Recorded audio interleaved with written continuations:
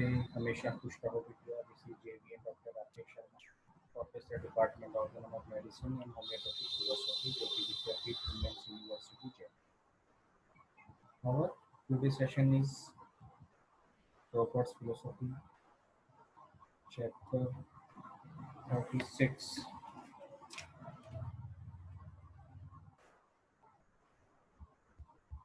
chapter 35. Sorry.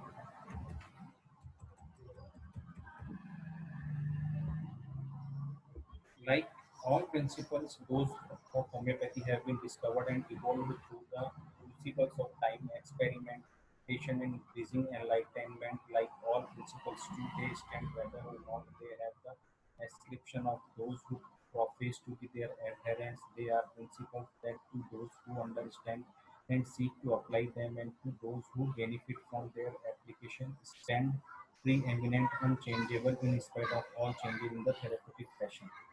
To principles there is no time element, natural laws, no ancient, no modern. Time offers only the greater opportunity for examination of the results of applied principles, the action of natural laws, and evolution knows not the meaning of fashion. The word modern must always be used in a comparative sense.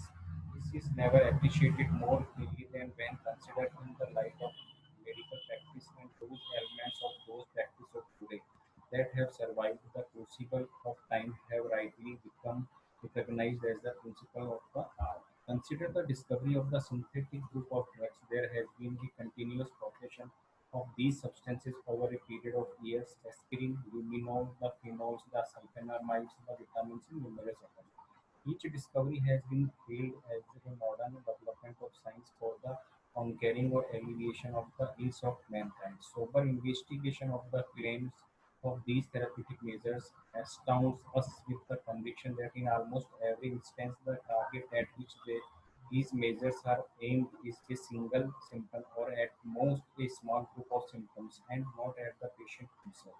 In most cases, the discovery of such a therapeutic agent has been met with loud acclaim and ardent advertising. Its use became widespread very shortly. Soon, the sincere students of science perceived through their laboratory research and from clinical observations that there was another phase to the seeming curative action of the substance that was not without danger to the patient, and therefore warnings were sent out that there should not be too free use of the substances except under the most careful observations. In the meantime, the fashion of use had spread, especially among those who always seek the easy road in therapeutics, the uninstructed, and those who are addicted to self-dosing with a corresponding amount of further damage to health. Such an agent was aspirin, first advanced for its harmless sedative properties in the control of pain. It was widely used in considerable amounts by aestheticians and laymen alike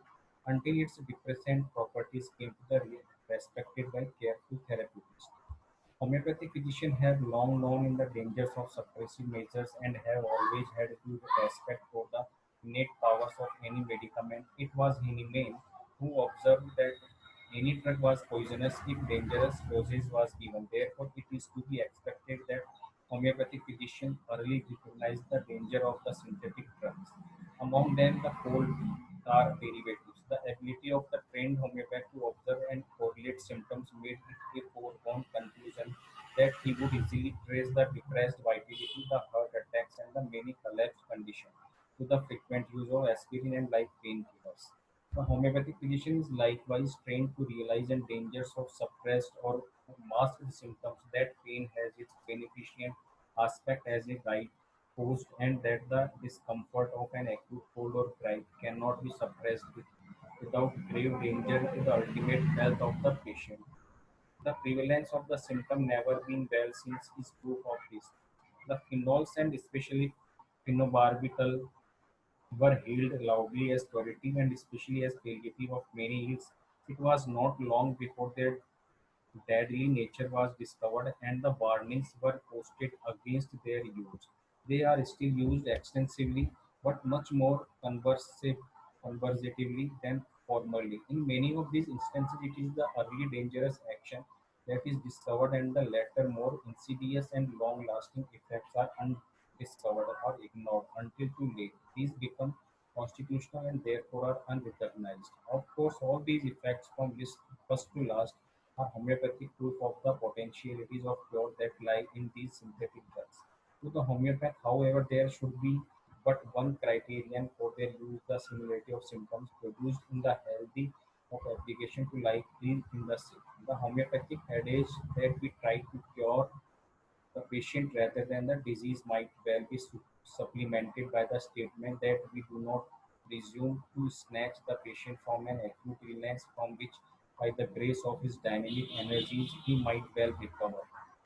The homeopathic physician recognizes another important principle in these serious states: the more acute the case, the more the infection stretches at the life of the patient, and more clearly indicative are the symptoms. Obscuration of symptoms is very rare. In a case of acute infection, the homeopathic remedy works regardless of the name of the disease and works moreover toward a true and complete cure without severe or constitutional involvement. The value of vitamins in the diet has been a burning subject among research chemists and therapeutists alike. The source of vitamins in natural food, especially raw food, has been recognized for some time, and of course, sources of synthetic vitamin have been discovered and their use urged through the drugs house. One simple but obvious fact seems always to be overlooked by the manufacturing chemist: that whilst chemically the synthetic products may vary little from the natural, there is a difference which is recognizable in results, sometimes far removed in time from the experimental stage. It is hardly like that a patient who would suffer from too many vitamins through a normal diet. The vitamin is normally balanced with the other. This session is powered by Digital Version 2.0 Jyoti Vidyapith Women's University. This is my digital session. If you have any query, please mention in comment box. I will resolve it.